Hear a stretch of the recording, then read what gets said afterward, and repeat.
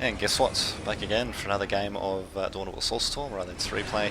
And it's going to be on the 2 vs 2 map, Doom Spiral. So basically we've got top right team versus bottom left team.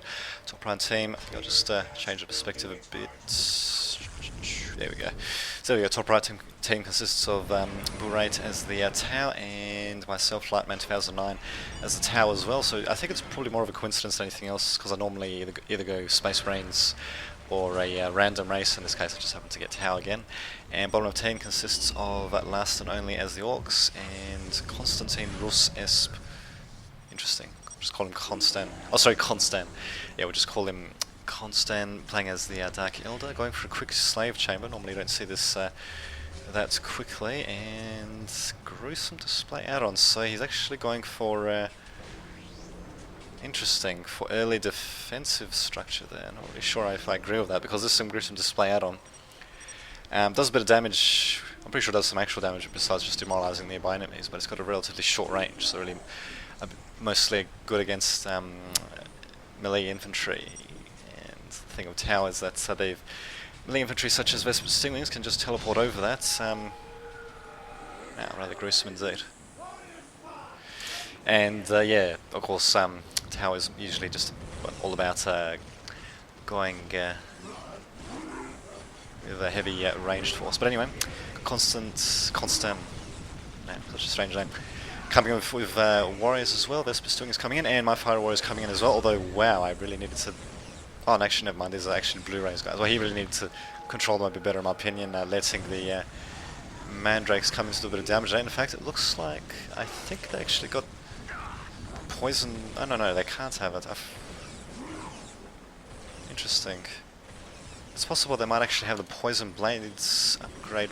Actually, no, that's impossible because you need the Hemoculus laboratory for that. But there was some curious effects there around those fire warriors that looked similar to when they get hit by a poison blade. But yeah, well, what the hell? And yeah, as you can see, having a bit of trouble on the left myself. Jumping the tower commander around. Thankfully the tower commander... Oh no, never mind.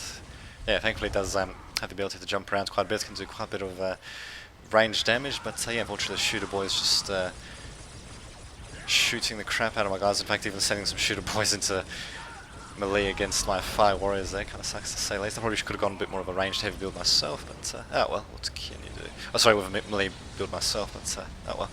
Last only also teleporting as Big Mac there, my tower commander being engaged in close combat. Finally, I do send in my own crude carnivores. It might be a bit of a matter of too little, too late though. And wow, I really need to control my tower commander a bit better. But at this moment, it doesn't look like things are looking too good for us at the moment. If we have a look at what's happening on the right, we've got mandrakes pursuing the fire warriors, and as well as warriors behind them, taking some pot shots at them. So yeah, not looking too good at all. And while my wow, while my crude carnivores are just trying to chase around these shooter boys. So yeah, it's been an interesting strategy by them to use two squads of shooter boys. I don't think he does have one squad of slugger boys, which is keeping in reserve for some reason. Well, I actually managed to capture one of these strategic points. Not bad. And yeah, unfortunately, going to be able to do too much there. So me saying I'm in trouble, of course, but it looks like my allies are a bit of trouble as well. He's only got a single fire warrior squad and a Vesper Stingwing squad, which is busy going against the Warriors squads to be able to do too much. But I suppose if he keeps running the Dark Elder troops around things like this listening post, for example, then might be able to slowly whittle them down. But yeah, as you can see, I'm in massive trouble here. Listening post here getting destroyed, the strategic point getting decamped. I've lost basically all of my armed forces. Yep, I think I've even lost the tower commander. So yes, I'm definitely going to be suffering pretty badly, to say the least. I do have a builder unit out at the very least, so I can at least try to rebuild, but yeah, going to be a bit tricky, to say the least. That's rather curious use of the ability there. The Archon squad coming out and using the Animus Vitae ability against the Vesper Stingwings to stop them from moving around or jumping about. But at the very least, yeah, this Burate guy does have a couple of fire warrior squads out now, and yeah, the Vesper Stingwings should at the very least be able to target the warriors. Thankfully, he hasn't reinforced his fire warrior squad, so he can at least keep them split up. And as for me, yeah, my base has just been completely destroyed. We've only got a single squad of fire warriors out, and yeah, they're going to die rather horribly, as you can see. So Me saying probably should have made more Vespers first.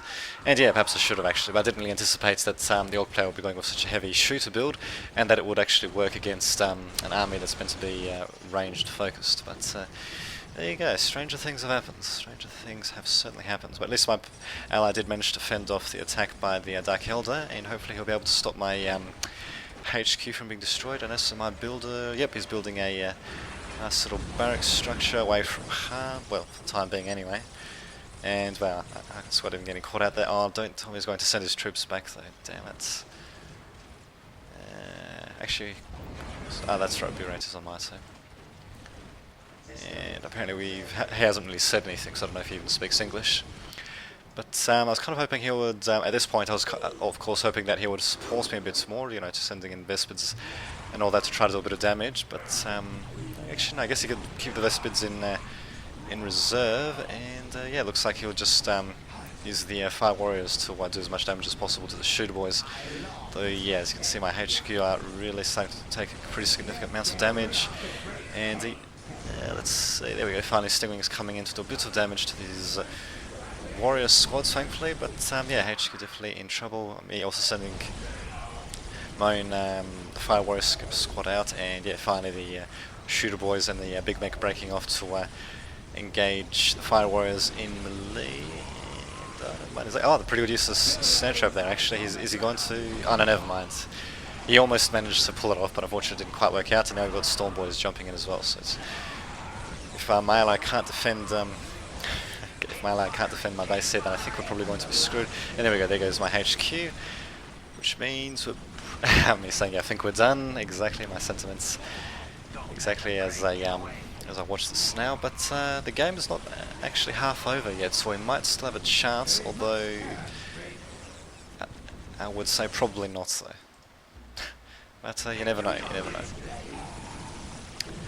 Okay, so we have the Arkle squad being annihilated, thankfully, a Snare Trap being laid there, finally turning invisible, so we might still have a chance, although yeah, not really much of a chance though, but we'll see what happens.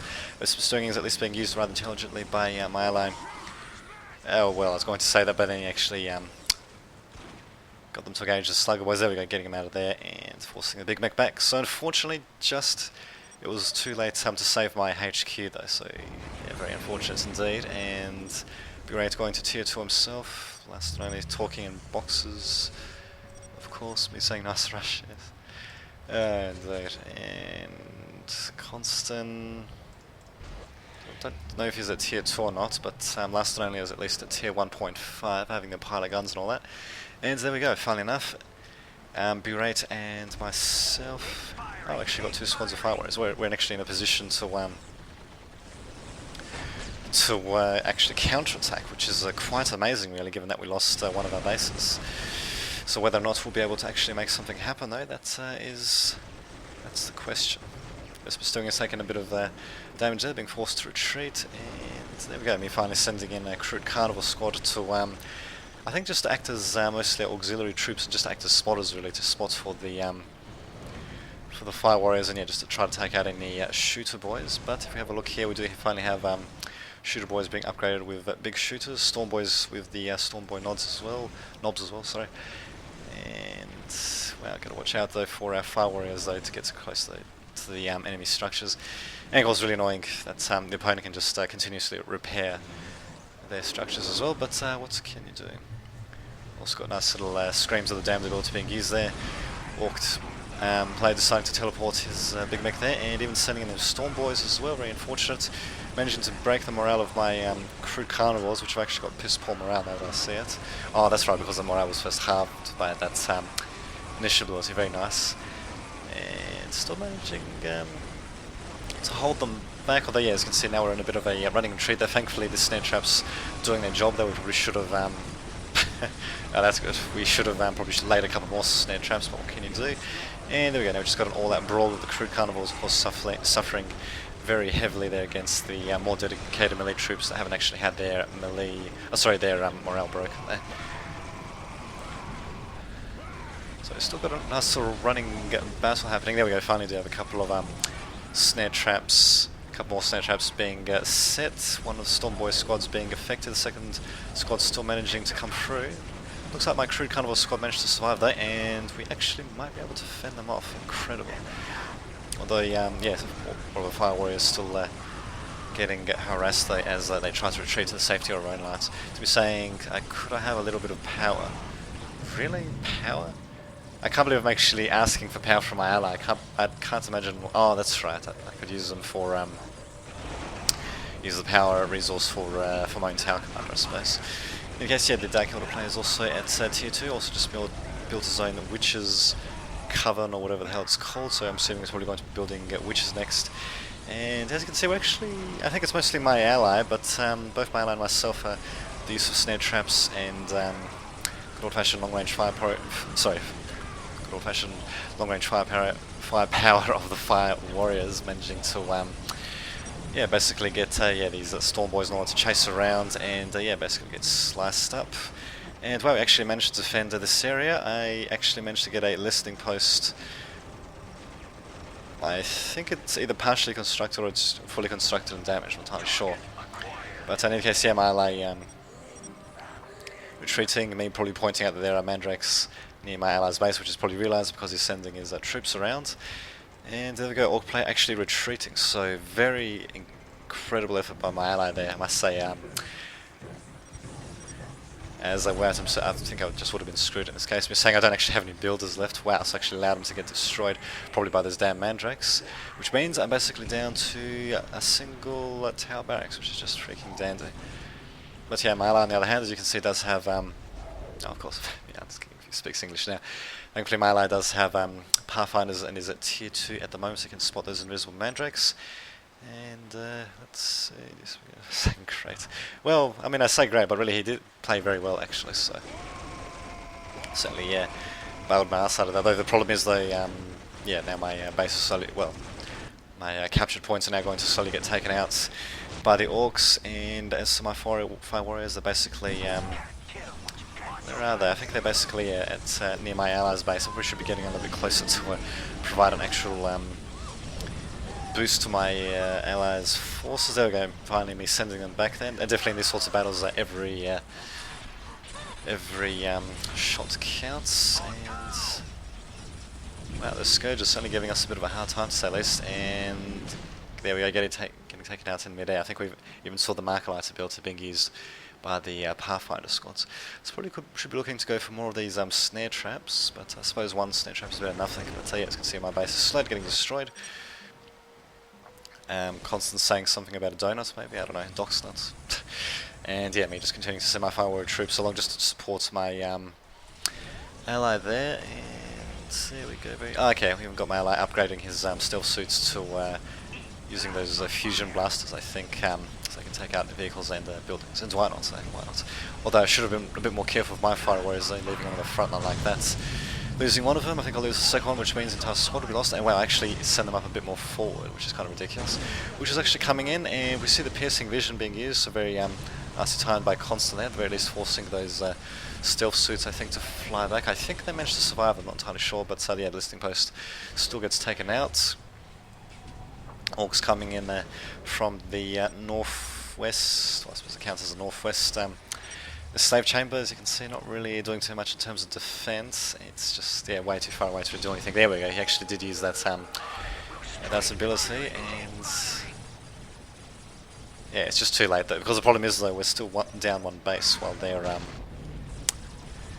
up 2 bases. Though if we can fend off this orc army though, and then if we focus on the Dark Elder base after that, I might actually have a chance though, but for some reason I decided to send my fire warriors back, and look at that, there's that little, looks like little flies or something like that around these stealth suits. But in any case, yeah, witches, actually wait a minute, witches, oh, they can already detect infiltrated units, so my opponent used that ability on them for nothing. Not bad, but yeah, actually my ally does manage to get the orc army to retreat, if only briefly. And yeah, we're basically continuing to do as much damage as possible to the Dark Elder player's base, so this might actually work. I must say, an incredible effort by my tower ally, and while Constant really needed to control his witches a bit better, so definitely didn't need to send them forward like that. Should have known that Burate's army was in the vicinity as his orc counterpart had encountered them in the northern area of the base, but Oh well, what can you do now? We've also got the orcs coming in. Wow, Stormboy's really coming in pretty quickly, and again forcing us to retreat. Although I decided to keep my my fire warriors at the front, for some reason, not entirely sure why. And yeah, of course we'll be right again sending his fire warriors back. Although yeah, managing to strike a few more shots against the orc troops. The problem is that these guys are pretty mobile, except for the shooter boy squad. That is because yeah, the storm boys, they can jump out pretty quickly. Big Mech can teleport his slugger boys out of there. Only these shooter boys would really be too vulnerable. And wow, Constant actually saying GG, so they're going to. Wow, that kind of sucks. I mean, it's not like as if the game is really over yet. My ally really is pulling in a hell of an effort there. Although me being an idiot with my fire warriors, I should be better. But what the hell? Anything like doesn't speak English and all that. Oh, okay, so that's right, because you need capture points or the HQ to generate income. So we're saying don't like our chances, so probably shouldn't have said that actually. I'm probably going to make our opponents that much more bold, but we'll see what happens. So last only saying something or rather, percentage sign, a couple other things just to accentuate, you know, what he was saying. And there we go, Orcs deciding to come in there and... Whoa, that's interesting use of the bombardment ability by the Sky Missile Gunship there. Unfortunately not being able to do too much damage there, but at the very least not doing too much friendly damage either, that still kind of sucks. Which is coming into a bit of damage listening quest, and yeah, unfortunately there goes my ally. And got a nice little graphical glitch where the buildings still remain, so only my barracks building remains, and my fire warriors, they're actually getting taken out by storm boys in range, which is kind of funny. And there we go. So I'm saying GG except for Rush. Although yeah, it's not like if Rushes aren't allowed. So there you have it. Until next time, this has been Dame to the Vid, signing off.